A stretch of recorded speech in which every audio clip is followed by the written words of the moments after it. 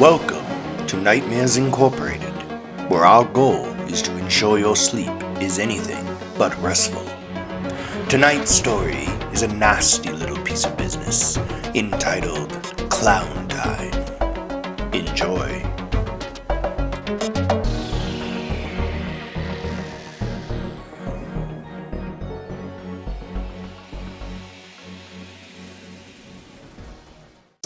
I'm writing this from inside my room, a room I haven't left for the last 2 days. Fortunately for me, I always keep a stockpile of canned food, ramen, soda, and water in my room to save a trip for gaming sessions. So at least I'm in no danger of starving to death or dying of thirst anytime soon. Which is good, because there's no way I can bring myself to leave this room. The apartment beyond has become a foreign place to me, a hazardous place. My cell phone doesn't work, the online connection to my computer is out.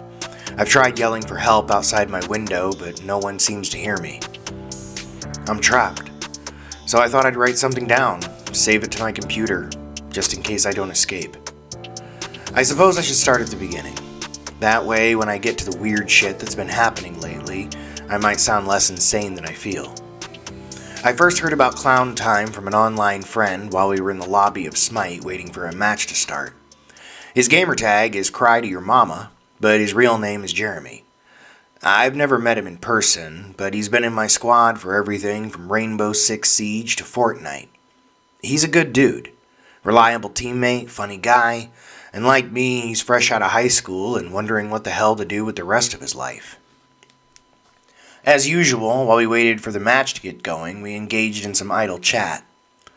"Hey man, you ever hear about Clown Time?" He asked during a lull in our current conversation about which god was OP and in need of a nerf. "That a kid show?" I asked in return. "No. Sounds like a kid show to me." "Well, it's not," he said. "They're these weird little YouTube videos about clowns." "Sounds fucking stupid," I said dismissively. "Clowns are overplayed. What's weird about them?" "It's hard to describe," he replied. "They're just odd. I'm not sure if they're supposed to be funny or scary or what. I'm not sure if the people in them are actors or just crazy people." "Why would you think they're crazy?" I asked, and then followed up with, "Other than the fact they dress up like clowns and film themselves." "I don't know," he said. He sounded like he was self-conscious about something. "Wait," I said. "They scared you, didn't they? You're scared of clowns, aren't you?" "No," he replied a little too quickly. "They just made me feel uncomfortable watching them, like I was watching something I shouldn't be." "They sacrifice dogs or something?" I asked sarcastically. "Nothing like that," Jeremy replied, giving a nervous little chuckle. "They're just weird, dude. Check them out yourself if you want." He sent me a link to the channel and then the match started, ending the conversation for the time being. We played 4 matches before calling it a night, going 3-1.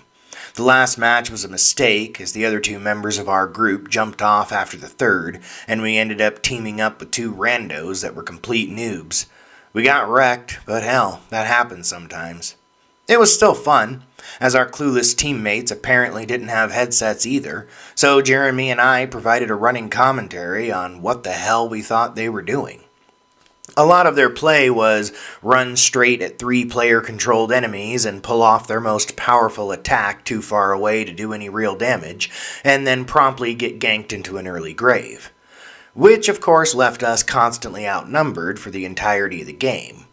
In matches like that, the only real game is to see how well you can play to try and compensate for the ineptitude of skill-challenged teammates. Jeremy and I both posted a respectable KDR, but still, the match wasn't even close. "You gonna be on tomorrow?" I asked before logging out. "Nah, got work and then class afterwards," Jeremy replied. "Classes?" "Yeah, my mom said if I don't start doing some courses for college, I'm out on my ass." "Lame," I retorted. "That's why I got a job and moved the fuck out the minute I graduated. Parents suck."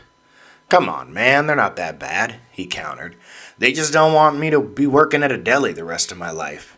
"Hey, man, don't knock the deli workers of the nation. People need sandwiches." "And fry cooks," he replied. "You plan on working at a restaurant till you're old and gray?" "Maybe. I said. If it's good enough for SpongeBob, it's good enough for me. You're a douche, he laughed. Later, man, and check out those YouTube videos. Tell me what you think. I will, I promised. But you know I'm just going to make fun of you for being afraid of clowns. Later, bro.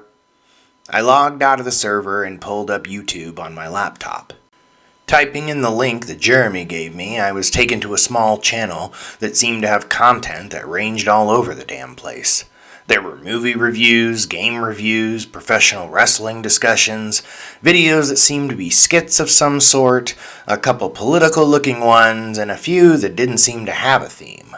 Holy shit, guys, pick a lane, I muttered to myself. How did you expect to build a viewer base when your topics are all over the damn place? People like consistency. Fortunately, the page was pretty well put together, with playlists that somewhat categorized the randomness. And sure enough, there was a playlist entitled Clown Time. I clicked on it, and a page displaying 8 videos and 5 marked as private came up. In the thumbnails, which seemed to be screen captures from the actual videos themselves, there were people dressed as clowns, so at least it was as advertised. I clicked on the first video, which was entitled How to Paint a Clown. The first thing I noticed when the video started was the strange music playing in the background. It was slightly discordant and didn't seem to have an apparent rhythm. In the video itself, there were 2 clowns, one standing in front of an easel, the other standing as if posing for a portrait. The clown at the easel was wearing a painter's smock and a decent mask. Red lips, blue diamond-looking shapes around his eyes, 2 tufts of purple hair on each side of his head. Between the open smile of the red lips were what could only be described as a cannibal's set of teeth, all sharpened to points. Spooky clown mask, check, I thought to myself. I figured I'd keep a running tally of cliches while I watched. It was a good mask, though. Didn't exactly look store-bought. The video quality was decent, but a little grainy. Still, the mask almost looked like face paint, giving the illusion that the individual I was looking at was a disfigured person with a large mouth full of sharp teeth and exaggerated facial features simply wearing clown makeup. It was a decent effect, and for someone who was afraid of clowns, I imagine it would unnerve them quite a bit. The other clown was standing a little too far away for me to get a good look at him. I could tell he had orange hair, 2 longer tufts coming from each side of his head, and 1 smaller tuft on top. It looked like he had a jagged paint pattern over each of his eyes, one black, the other purple. Once again, red lips and a permanent smile, and what appeared to be black paint making an X shape over his mouth. Maybe he talks too much, I thought. His outfit was black and purple, long-sleeved shirt with a line pattern down the arms, something frilly around his neck and shoulders. I wished I could see the mask better. I was wondering if it was the same high quality as the other one. The video had no voice dialogue, only the music and captions on the screen of what the clowns appeared to be saying. Maybe it was an artistic choice, and maybe they just didn't want to record voiceovers. Maybe they're minds, and this is a loophole, I wondered. The video itself played out pretty straightforward. The painter clown grabbed a can of spray paint in lieu of a brush and proceeded to give safety advice about only using spray paint in a well-ventilated area, even though I could plainly see that they were almost certainly filming this within a closed garage. That was actually kind of funny. The painter proceeded to start spraying wildly all over the canvas, making a considerable mess, but still managing to paint the words "Clown Time" by the time he was done. He then invited the other clown to look at his artwork. The orange-haired one seemed overjoyed with the results, jumping up and down and clapping his hands together. The caption, "I look even better than I thought," came up on the screen, and then they both turned to the camera and started waving goodbye with both hands like madmen, with the caption, "See you next time," while the video faded out. I paused before moving on to the next one. What the fuck did I just watch? I asked aloud to my empty room. Like, what was the fucking point of that? I don't know what I had expected from the video, maybe a jump scare at the end or something, but I will admit that it was weird enough to intrigue me to watch more. The rest of the videos followed the same theme, which seemed to be no theme at all. A few of them were structured like instructional how-to videos, which did not appear to be helpful at all. A video about making a bookshelf in which the result looked like it wouldn't be able to support the weight of a thumbtack. Another video about how to jump rope, which was, I shit you not, just the clown with orange hair jumping rope for about 2 minutes. I did learn through watching the videos that the clown with the purple hair and sharp teeth was named Crafty, and the one with orange hair was called Django. They seemed to be the main characters, so to speak. Django appeared to be the jaunty one, the one who acted the most like how you would expect a clown to act. He was always dancing or clapping or doing something to draw attention to himself, while Crafty seemed more serious but clumsy. There were a couple other clowns that didn't have names I was aware of that briefly appeared in the opening segments, which were a mix of licensed and original music. And then there was one more clown that sometimes appeared at the end of the skits. This one wore a black and white striped suit, and his head looked like a melted marshmallow. His face paint was black, and given how misshapen his head was, it was either an oversized mask stuffed with something, or maybe clever use of prosthetics to produce the effect. He never really did anything, just appeared at the end of some of the videos, sometimes holding a jack-in-the-box, winding the handle, but never enough for it to open. Unlike Django and Crafty, this one almost seemed annoyed by having to be there, only ever favoring the camera with a dead stare that was slightly unsettling, given that he was always such a distance from the camera that his eyes looked completely black. Sometimes it seemed like I could see his chest expanding and shoulders rising, and his right hand shaking, like a man who was breathing hard with barely contained rage. While none of the videos were what I would call scary, they were all certainly unsettling. Like Jeremy had said, I couldn't get a read on what the creators were going for. While nothing overtly violent happened during any of the videos, other than one video in which Django smashes a TV with a baseball bat because Crafty was apparently ignoring him. But for some reason I couldn't put my finger on, there always seemed to be an undercurrent of violence. That's the hardest part to explain, really. Every video made me feel like chaos could break out at any moment, that there was something sinister lurking just out of view. It didn't take long to get through the short playlist, but then I noticed after I finished the last one that one of the private videos was available to watch. This new video, entitled How to Understand a Hammer, opened with a blindfolded, gagged man duct taped to a chair, his right arm taped down to a table sitting beside him. I scooted my chair up as the video started and thought to myself, oh shit, here's where things ramp up. The video quality was a little worse in this one, but it assisted with the obvious horror vibe they were going for. The man in the chair was squirming a little, obviously trying to work his way out of the tape binding him to the table and chair, but it seemed like he was exhausted, as if he had been trying to escape for hours. The music this time was more discordant than before, sounding as if someone was just smacking a keyboard with a synth filter on. After a full minute of watching this man weakly struggle against his restraints, Django moonwalked into frame, with what looked like a 5-pound sledgehammer gripped in his right hand. After a jaunty little spin, Django reached out and caressed the man's cheek with his left hand. The bound man tried to shrink away from the clown's touch as the music abruptly cut off mid-chord. The silence was somehow worse than the batshit music, mostly because now I could hear the man whimpering through the gag in his mouth. After a moment of staring down at his prisoner, Django put the hammer down on the table far louder than he needed to, causing the man to jump and fight a little harder against his restraints.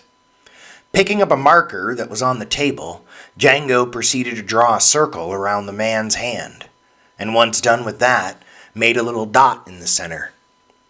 It appeared as if he were drawing a target around the bound hand. I noticed then that he was humming something while he worked. I turned the volume up on my computer to hear it better, and was not really surprised at all when I realized he was humming "You Can't Touch This" by MC Hammer. Once he finished his drawing, he put the marker back down and picked the sledgehammer back up, still humming his song. Once he hit the recognizable line of "Stop, Hammer Time," he did the little shuffle back and forth, sometimes referred to as the MC Hammer dance. And then, without warning, he brought the hammer up and slammed it down on the bound man's hand in one smooth arc. The abruptness of the violence caught me off guard, even though I knew it was coming, and the screen cut to black at the moment of impact. The words "Clown Time" appeared on screen, and circus music, accompanied by joyous laughter, played the outro. I realized I was holding my breath as the music faded, and let it out in a gust, whispering "fuck" as I did so. I skipped the video back to the end and paused at the moment of impact. While I couldn't quite tell, it certainly did look like the hammer hit the bound man's hand. I wasn't sure how Django could have pulled his blow as close as it looked at the end. Maybe it was a fake hand, I thought, or a fake hammer. Now, however, I don't think anything about that video was fake.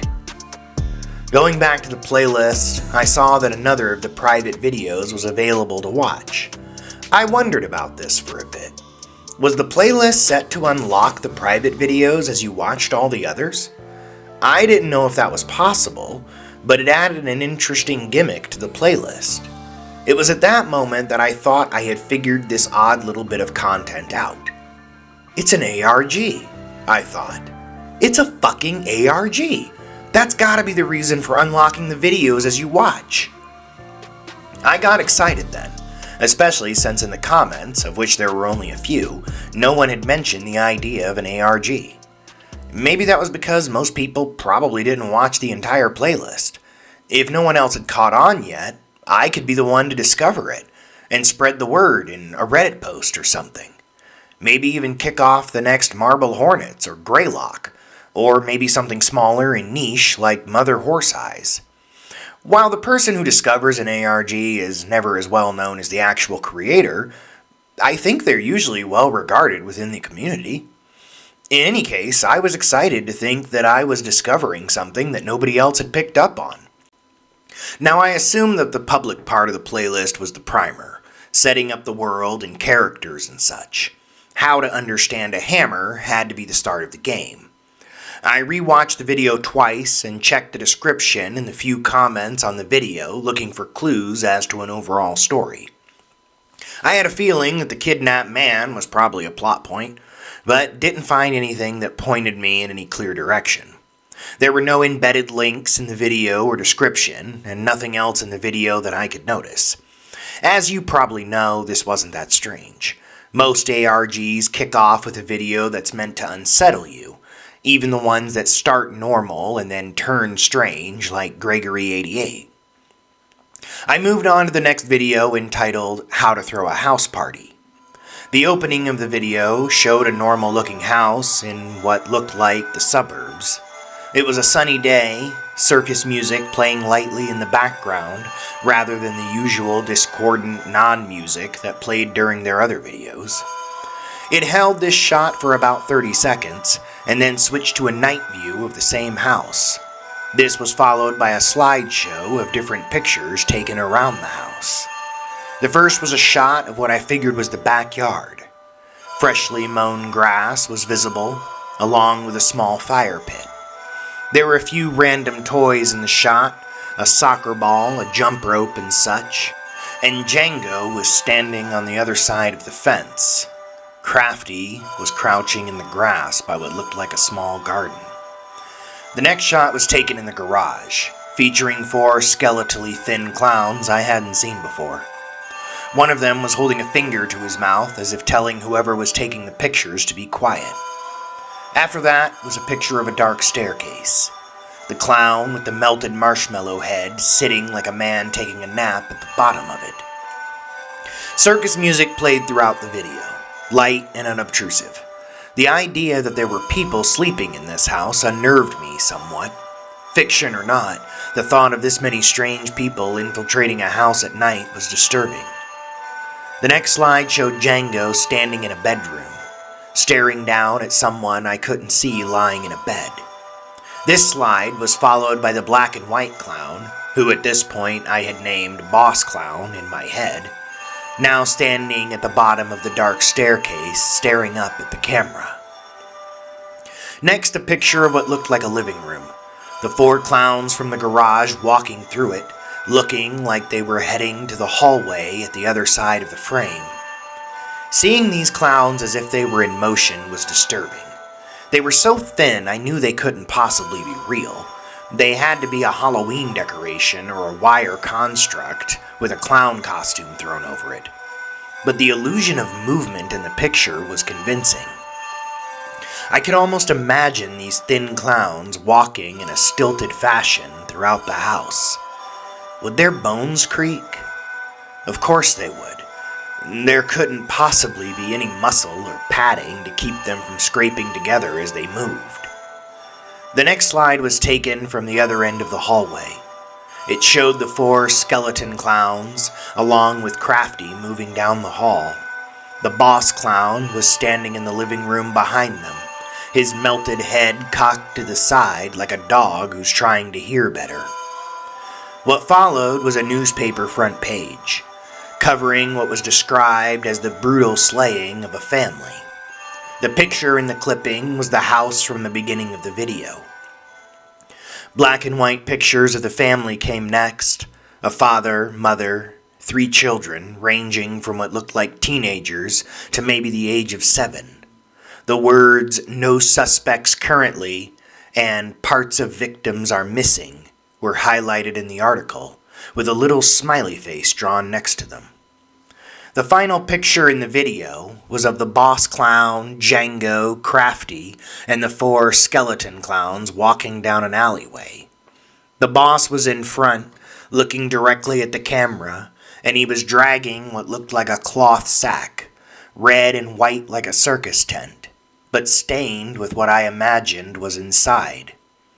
The picture faded out, along with the circus music, leaving only the words "Clown Time" on the screen. "Okay, that one was a bit fucked up," I said aloud once the video had finished. "Should never put kids in a horror story, it's tacky." But this video did help me to start form what could be called a narrative when taken into context with the rest. The violence of the last 2 videos made sense with the undercurrent of violence I had felt while watching the public playlist. Maybe they got tired of hanging out in their garage, I thought, and this is what happens when they get bored? The idea that these clowns weren't supposed to be human seemed likely. The misshapen heads, the clown masks that looked more like makeup over disfigurement, the skeleton thin clowns that couldn't possibly be real people, all seemed to point to that fact. Were they supposed to be demons? Maybe they were aliens? Maybe they were a race of people who for whatever reason evolved into real clowns? No, that last one was stupid. Maybe the public playlist was their way to try to pass as human? I moved on to the next video, figuring I'd watch them all without further speculation, then rewatch and see if I'd catch things that I didn't get on my first viewing. The next video was entitled Knock Knock. This one was live action again, opening with Django standing on a porch outside a house at night. A night vision camera was used in this one, and although I recognized that as yet another horror trope that was getting a bit tired through overuse, I couldn't really think of another way to film at night without obvious lighting rigged up. The strange music was back this time, and again it made me feel uncomfortable. I assumed it must have been the chords they were using. I read somewhere that a lot of horror movies use minor chords, or tones that mimic the sounds of a crying baby, because that provokes a feeling of unease in the audience instinctively. Django reached out and knocked 3 times on the door. The knock was audible, and the music stopped when he did so. Again, the silence somehow seemed worse. After waiting for about 30 seconds, Django knocked again, louder this time. I could hear muffled movement from inside the house and saw a light come on through the window next to the door. Django reached out to knock again, although it should have been obvious to him that someone was coming to answer the door, and the video stopped in a freeze frame. It held on the still of Django reaching out to knock, then transitioned to a picture of Django standing at the bottom of the porch stairs. He was holding a hammer again, the end of it covered in gore and what looked like a bit of hair. Behind him, the door to the house was opened wide, and I could clearly see a pair of legs sticking halfway out of the lit entryway. The implication was clear, and the lack of visual violence somehow made it more horrifying. I was sure the person in the entryway was dead, but what I was starting to realize is that the victims were not the focal point. The clowns were. They didn't care about showing the people they victimized, just themselves, as if they were taking vacation photos. Before I could ponder if this thought meant anything, or if they were not showing the victims for budgetary reasons involving practical effects, the video moved on. Crafty was in the next segment, standing on the doorstep of another house. As with Django before, Crafty reached out slowly and knocked 3 times on the door of the darkened house. Again, without the music in the background, the knock was jarringly loud, sounding almost like 3 gunshots. In contrast with Django, before knocking again, Crafty looked over at the camera and held his hand over his mouth as if stifling laughter. Once he regained his composure, Crafty reached out and knocked again on the door harder, then put his hands on his hips as if he were impatient. When he reached out to knock again, the frame froze as it had before. What came next was a picture of Crafty standing on the sidewalk in front of the house. With the frame zoomed out, I could see that the house was a single-level ranch-style home. In his right hand, he held a gasoline can, and the house behind him was engulfed in flames. Shadows leapt out across the lawn, almost looking like demons trying to escape from hell. Before I could start to think about whether or not the creators of these odd videos actually went to the expense of burning a house down just for one picture, the video moved on to the next segment. The next frame was of a hallway that seemed to go on forever. It extended far away from the camera lens until it vanished into shadows and darkness. The walls of the hallway looked like a circus tent, an alternating red and white paneled pattern. The boss clown came into view from down the hall, emerging from the darkness. He began to walk towards the camera at the end of the hall. I noticed that he walked with a bit of a limp, kind of dragging his left foot a little.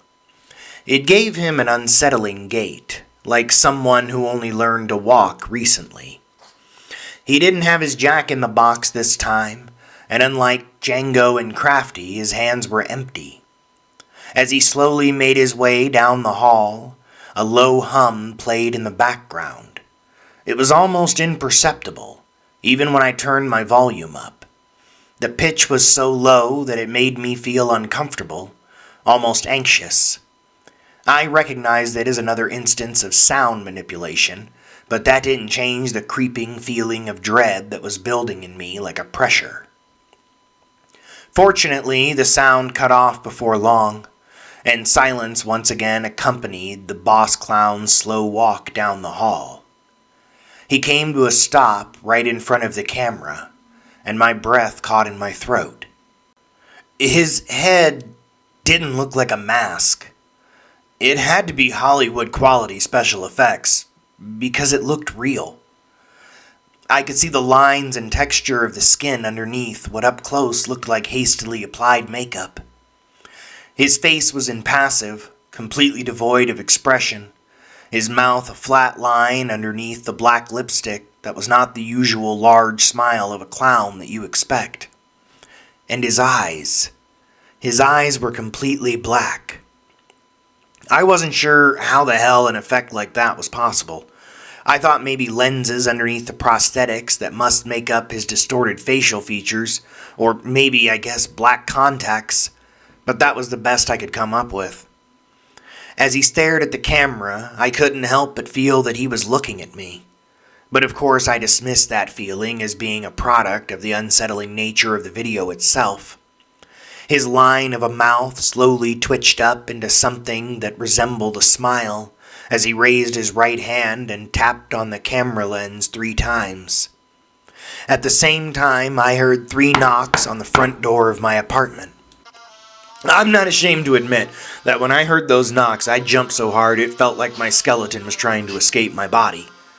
I paused the video, not liking the frozen view of the melted head on my screen, and went to investigate the door. I approached cautiously, feeling foolish about being so spooked by what had to be a coincidence. When I reached my front door, I peeked through the peephole to see who was there, half expecting to see the boss clown's distorted face leering back at me. Instead, there was no one. "Fucking kids," I whispered, as this was not the first time this had happened since I moved in a year ago. Didn't Ding Dong Ditch die in the fucking 90s? I breathed a sigh of relief all the same, and resolved that I'd catch the little bastards one of these days. I wasn't sure what I'd do when I did. Probably take them to their parents and request they keep a tighter leash on their spawn, for all the good that would probably do. This wasn't the most upscale of apartments, and I doubted many of the parents here were sober long enough to give a frosty fuck about what their kids were up to. I went back to my room and sat back down in front of my laptop. The frozen view of the clown was unnerving, the ghost of the smile on his face knowing. I hit play again, and like Django and Crafty before, the boss clown just stood there, waiting for an answer. Then he reached out his right hand again, and tapped on the lens harder. 3 loud knocks came at my front door, like someone was pounding on it with the side of their fist. I jumped again, but didn't pause the video, and didn't check the door. Instead, I sat frozen, staring at the clown's horrid face, watching his smile grow a bit wider. He reached out a 3rd time, and from out in my living room, it sounded as if someone hit my front door so hard 3 times that it had to be rattling in its frame. The noise was so loud I yelped in surprise, paused the video, exited out of it, and shut my laptop. "Fuck clown time," I said in a shaky voice that I didn't quite recognize as my own. I sat there for a few minutes, expecting another knock at my door, or for someone to kick it in out of impatience, but no further knocks came. I honestly began wondering if I had imagined it. If because of the unsettling nature of the video, and the sound that played right before the boss clown started knocking had caused me to hallucinate the knocks in my heightened state of anxiety.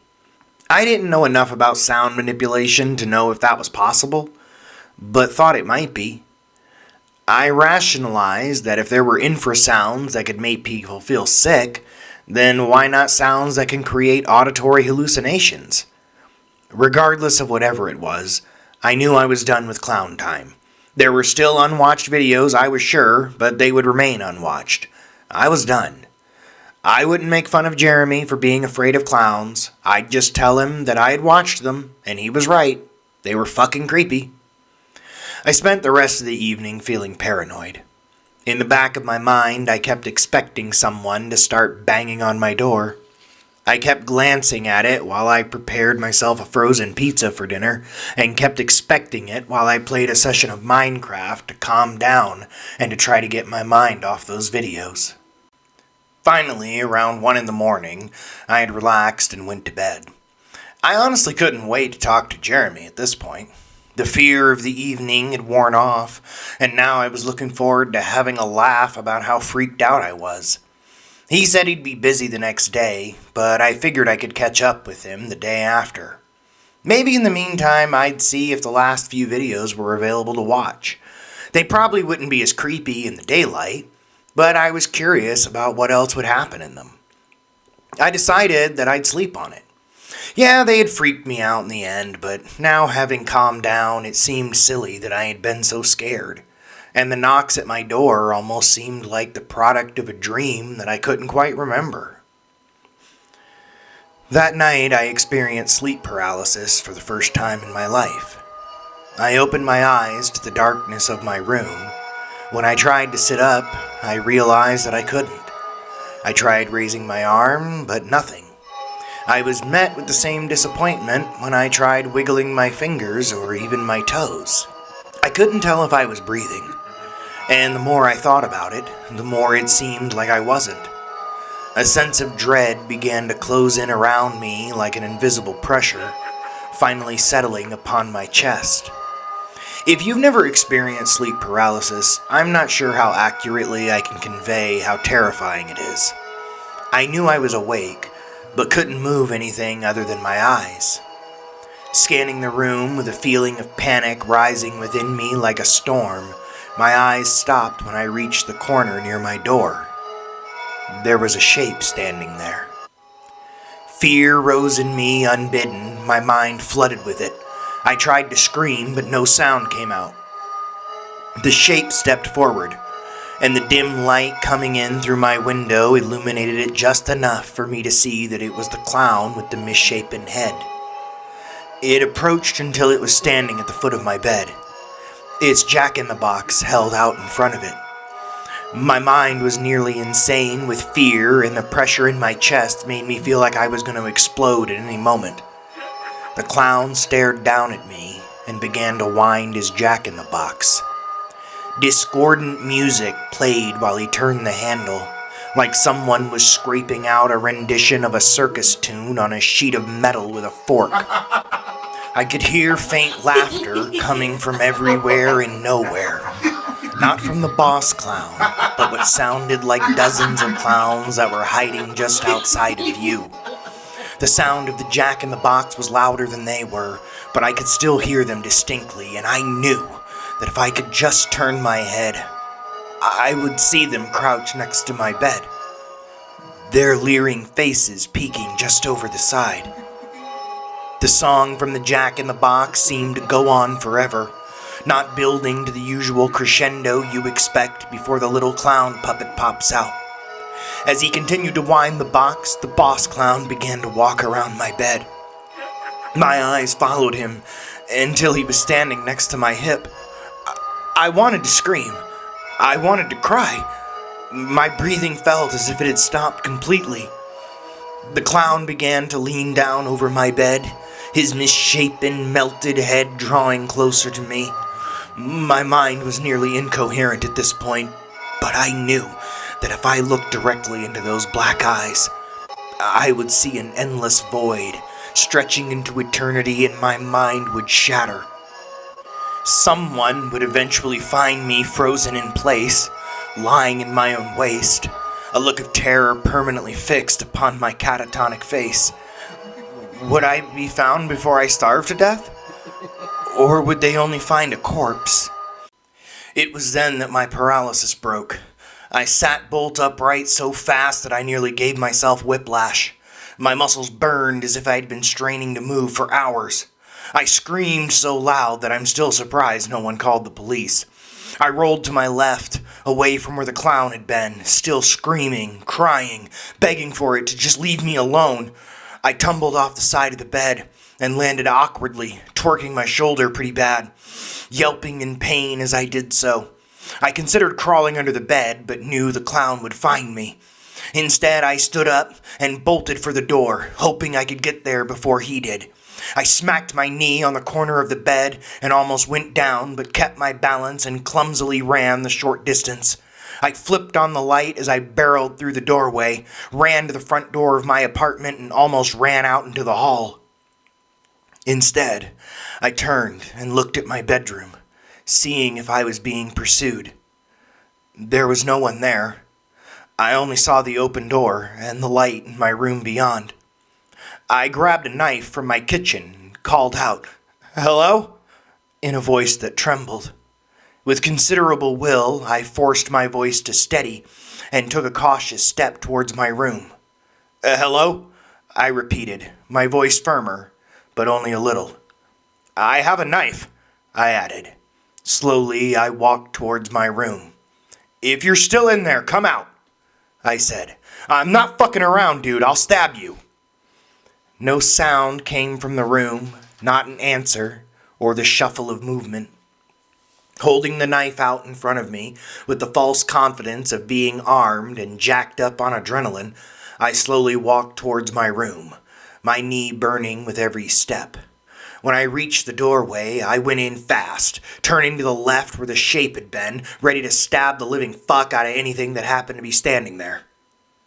My room was empty. I checked my closet, checked under my bed, did a search of the entire apartment, turning on every light as I did so. But I didn't find anyone. It had been a nightmare, or maybe night terror was a more apt description. I let out a shaky laugh, my heart still hammering in my chest, my knee and shoulder starting to hurt worse, and my stomach feeling sour as the unspent adrenaline drained out of my system. I returned the knife to my kitchen, took some Tylenol, and made a makeshift ice pack for my knee, which hurt worse than my shoulder. I ventured back to my room, still cautiously peeking inside before I entered, half expecting the entire group to be waiting for me, and resolved once again that I was done with clown time. I put on an episode of SpongeBob and laid down with the ice pack on my knee. I slept with the lights on that night.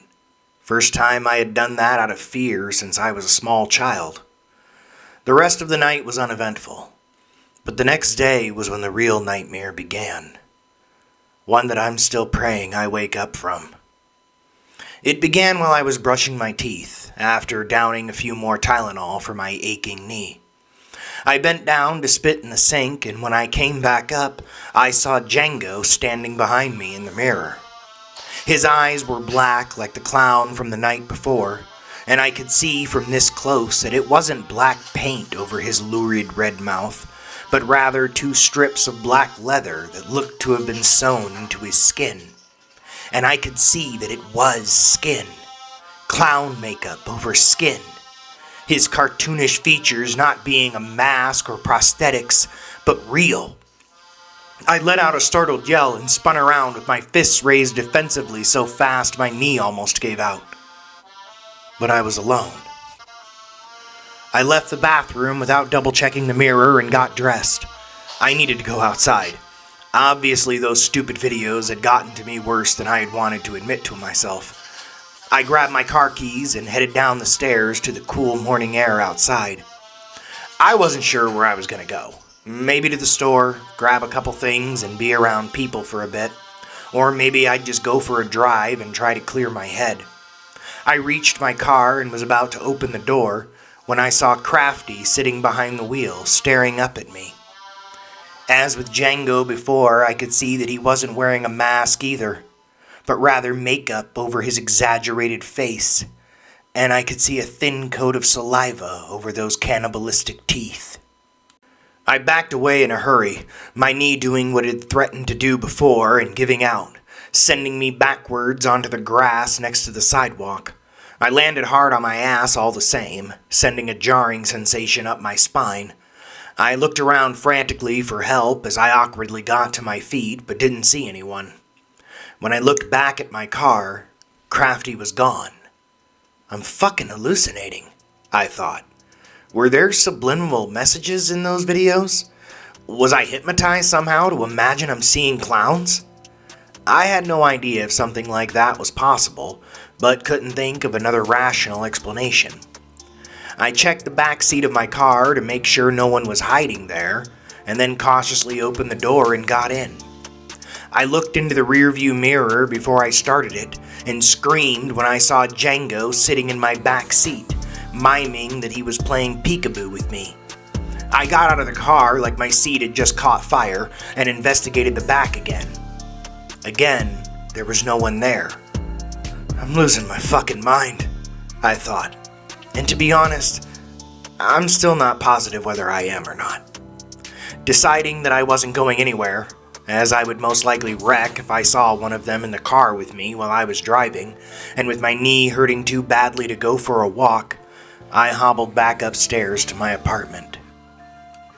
When I got back upstairs, I sent Jeremy a message on Xbox, asking him to contact me when he could. I knew he said he'd be busy today, but I had to know if he was seeing weird shit too, or if I was truly losing my mind. Considering that before I had turned my console on, I could see Django staring at me from the reflection on my TV screen, my bets were on that I had lost my mind. By the time the day was over, I had covered all reflective surfaces that I could manage. I took the mirror in the bathroom off the wall too, while Django watched me from the reflection the entire time, one hand over his mouth, miming laughter. When I went to step out on my porch for some fresh air, I could see Crafty through the sliding glass door, doing a jaunty little dance, his eyes on me the entire time. I closed the curtains and decided to watch some TV instead. Later, I checked the porch again, and he was still there. It had occurred to me that these were very specific hallucinations, if indeed they were hallucinations. Django seemed to only appear in mirrors, or any reflection for that matter, and Crafty appeared through windows.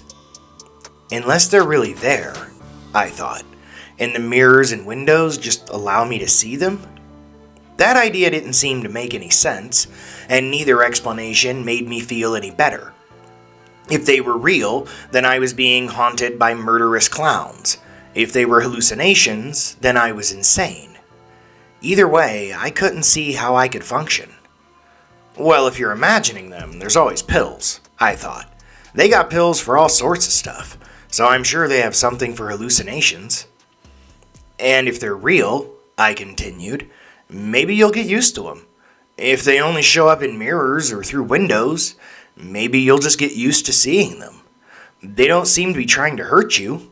They're not actually in the room with... My train of thought stopped as I remembered the boss clown. If these things were real, then that meant he was in my room last night. Not a reflection, not behind a see-through barrier, but in the same space as me. I kept myself distracted the best I could for the rest of that day, not wanting to think about whether the clown with the melted head would return that night. I made sure I stayed online through my Xbox, hoping Jeremy would see my message and respond. I felt that if he wasn't seeing things, then maybe that would mean that all I needed was a good shrink and some strong pills. But as the daylight faded, I still hadn't heard from him. And as night descended, I began hearing the footsteps. First, I heard them from what I thought was my kitchen. They sounded as if they came from a pair of hard-bottom shoes, clear and monotonous, sounding like someone was pacing. I could distinctly hear the spot in the middle of the floor that always creaks regardless of how you step on it. Following that, I heard rapid footsteps sounding as if they were running for the door to my room. I leapt up from my chair, at least remembering to brace a hand on my knee before I did so this time, and shut the door to my room. 3 soft knocks came from the other side of the door, accompanied by quiet laughter. I backed away from the door after turning the little lock on the knob. No further knocks came, but I could still hear the footsteps moving around in my kitchen, some that seemed to come from the bathroom, and softer ones on the carpet of my living room. It sounded like there were at least a dozen people walking around in my apartment. I climbed into bed, curled up in a ball, and put my pillow over my head to drown out the sound of the pacing footsteps. I kept my eye on the door to my room, though. I watched it until sleep mercifully took me. I awoke frozen again. The light in my room had been shut off. Being paralyzed again, only this time on my side, was far worse than when I had been lying on my back the night before. My view of the door to my room was obstructed too, as someone had left a jack-in-the-box on my bed, about 2 feet from my face. This close, I could see that it had a picture of the boss clown on the side, his black eyes staring right through me. The handle began to turn on its own. This time the music was almost close to what you expect to hear, not the industrial metal sounds from the night before, but this was little consolation. I did not want the music to build to a crescendo. I didn't want to see what came out when it did. As I watched the slowly turning handle, I heard the creak of bed springs as someone sat down on the edge of the bed behind me. A strange sound began to accompany the sound of the jack-in-the-box, and it took me a moment to realize that it was laughter. Or rather, it sounded like something that was attempting to mimic laughter. It's hard to describe what it sounded like, to be honest. There was no humor or joy or even malice in the sound. It was more like what you would imagine a comic book character to sound like if you read the ha-ha, hee-hee word bubbles out loud, but tried to laugh while you did. That's not quite right, but that's the best I can describe it. I willed myself to move, to knock that fucking jack-in-the-box to the floor and flee my room, or at the very least face the thing that was sitting on my bed. But I couldn't move. All I could do was watch the handle turn, the music now coming to its crescendo, Jack ready to leap out of his box. Instead of the paralysis breaking as it had the night before, the world went black as the top of the box opened and I briefly saw something I can't describe emerge. It's not that I don't remember what I saw. It's that I don't have the words to describe what it was. I think it's what the clowns really are. Underneath the makeup. Underneath the distorted flesh. The clowns are costumes, I think. What came out of the box is what they hide. I awoke to daylight, covered in sweat and tangled in my sheets as if it had been a nightmare. When I cautiously opened the door to my room and peeked out, there was nothing there. I carefully limped to my kitchen, wincing at every creak of the floor as I feared drawing something's attention. I took some Tylenol when I got there, and out of curiosity removed the towel I had put over the microwave. There was nothing in the reflection on the door. I went to the sliding glass door that led to my porch and pulled back the curtain. Crafty wasn't standing on the other side. All that was there was my porch, the view of the apartments across the parking lot, and the sun making its climb up the morning sky. I breathed a shaky sigh of relief. Maybe it had all been a nightmare. Just an incredibly lucid nightmare. Or maybe there were subliminal messages in those videos that caused hallucinations for a day or so after watching them. I had breakfast, showered, did my entire normal morning routine, hung the mirror back up in the bathroom, and was relieved once again when I saw nothing within its reflection. What a fucking trip, I thought. I don't know if the creators of those videos should be given an award or a prison sentence, but what a trip. Having one more day off before I went back to work, I decided that I would spend the day gaming, watching movies, and relaxing my knee as much as possible. After all, a fry cook that can't stand isn't much of a fry cook. Booting up my Xbox, I saw that I had a chat request from Jeremy.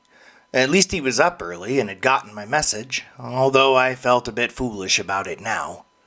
I put on my headset and accepted the request. "What's up, man?"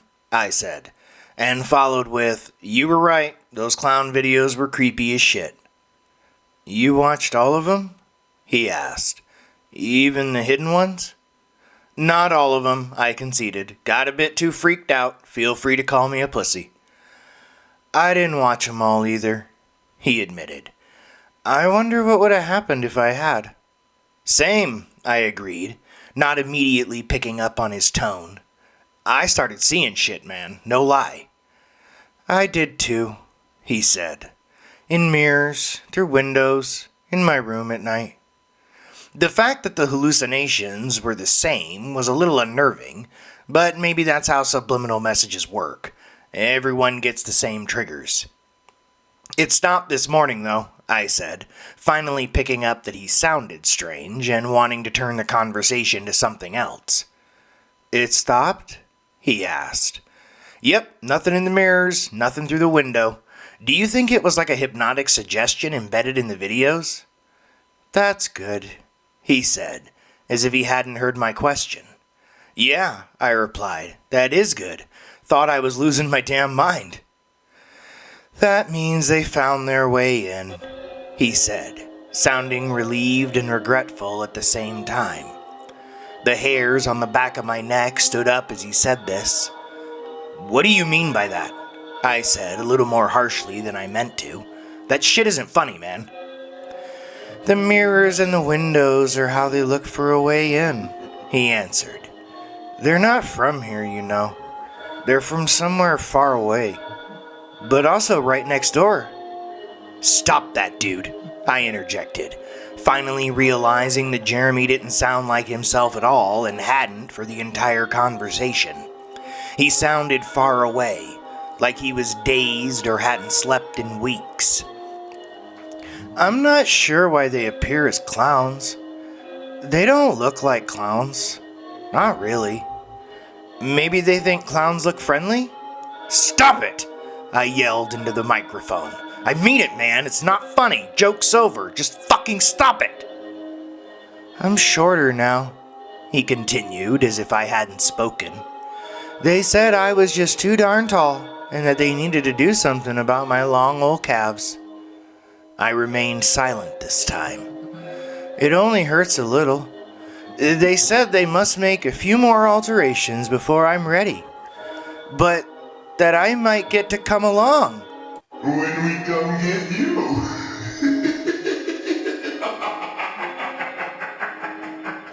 Then Jeremy started to laugh.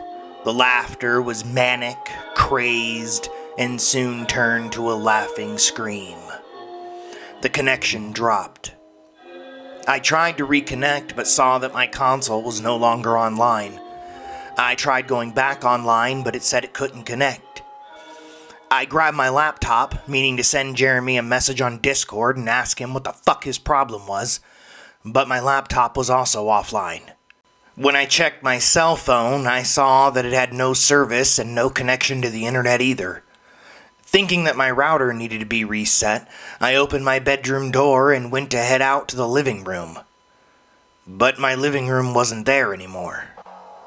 I paused and looked at the space that lay before me. It looked like a maze of hallways covered in the white and red of a circus tent. Just outside my door, there looked to be 7 or 8 different junctions, all intersecting, although such an arrangement made no logical sense and almost hurt my eyes to look at. It was like looking at a refracted mirror, and from around each corner I could see, which were far more corners than should be possible, there was a painted clown face staring at me with their black eyes. The clown closest to me began to move, and I quickly slammed my bedroom door and locked it.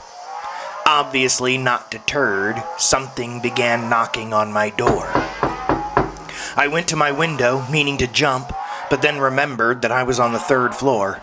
If I didn't break both my legs in the fall, I'd definitely break my already wounded knee, or the other one while trying to compensate for my injury, and I doubted that the dozen or so clowns I could see peeking from behind cars would give me much of a chance to hobble away even if I could walk afterwards. Instead, I opened the window and yelled for help, but I couldn't see anyone outside other than the clowns, and although I screamed myself damn near hoarse, no one responded. It was then that I noticed how much darker it was outside. Not exactly nighttime, but like it was overcast. Yet when I looked up, I couldn't see a cloud in the sky. It was as if the brightness of the world had been turned down and covered in shadows. The knocking continued unceasingly, and not just from my door. I began hearing knocking on the walls and on the ceiling as well. And then the laughter started, coming from everywhere at once. It would change in volume, sometimes so loud I thought my ears would bleed, and sometimes so quiet that I felt it vibrate my ears more than I heard it. That was 2 days ago, I think. It's hard to tell because the light outside hasn't changed at all. Maybe it's only been 2 hours. I don't think so, though, because I'm very tired. But I refuse to sleep. The door might keep the others out for whatever reason, but if I sleep, the clown with the melted head will come. I didn't see him in the maze outside my room or outside my window, and I know there's a reason I didn't. I was right to name him Boss Clown because I think he's their leader, and I think he can go where he likes. And if I go to sleep, he'll appear in my room, and I'll be paralyzed and helpless. Fortunately, I have a mini fridge and lots of energy drinks for late night gaming sessions. My heart is beating like a jackhammer, and I'm honestly not sure if it's from the caffeine or the fear. The laughter hasn't stopped, the knocking is constant now, and I can't even look out my window any longer because there's 2 of them right outside, sticking to the wall of my apartment like spiders and knocking softly on the glass. I can even hear something scratching from inside my closet, and a thumping sound coming from under my bed. I can't stay here. I know that. They'll find their way in. As far as I know, they're just toying with me with the knocking, and when they get bored with the game, they'll come crashing through my door, my window, maybe even through the walls themselves. I know I can't jump out my window, but there hasn't been a knock at the door in a while. From the ceiling, the walls, and even the fucking floor now, but not at the door. At least I don't think there's been. It's really hard to tell, and I'm really tired. But I have to try to escape. I have to take my chances with the maze. If I open the door fast and just start running and swinging at anything that gets in my way, maybe I can make it. I'm as good as dead if I stay here, so maybe there's a way out of the maze. It has occurred to me that there doesn't necessarily need to be an exit to the maze. The sun hasn't moved in what I think has been 2 days. When I could look out the window, I didn't see a single person. I think they already have me, and this is just their way of having a little fun before the real fun starts. Regardless, I have to at least try. Maybe I'll wander the circus tent maze forever, or until one of them finds me. Maybe they stopped knocking on the door to lure me out, and when I open it, they'll flood in, so they can start to make their alterations, like Jeremy said. Honestly, I don't care anymore. I just want out of this fucking room. I'll take my chances. If anyone ever finds this, if you're reading this right now, you must do something for me. If you ever see a YouTube video called Clown Time, please, for the love of God, don't watch it.